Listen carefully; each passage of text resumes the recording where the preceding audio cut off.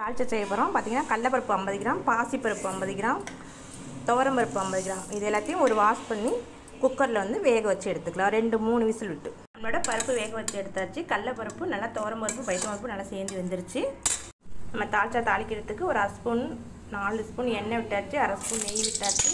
நம்மளோட கறி மசாலா பவுட்ரு கொஞ்சம் சேர்த்துக்கலாம். 100 கிராம் வெங்காயம் சேர்த்துக்கலாம். வெங்காயம் நல்லா வதங்கிருச்சு. கொத்தமல்லி புதினா சேர்த்துக்கலாம். தக்காளி சேர்த்துக்கலாம். முருங்கைக்காய் கத்திரிக்காய் சேர்த்துக்கலாம்.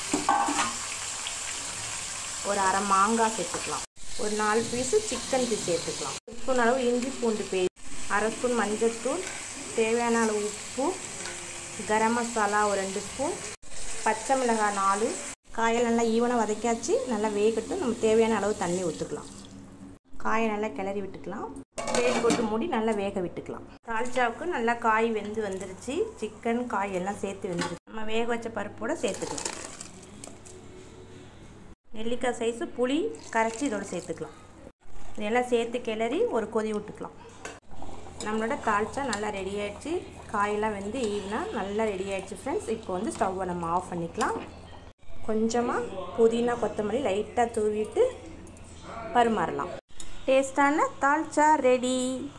டேஸ்டான நம்மளோட தால்ச்சா ரெடி ஃப்ரெண்ட்ஸ். பிரியாணியோட சேர்த்து சாப்பிடலாம் வாங்க.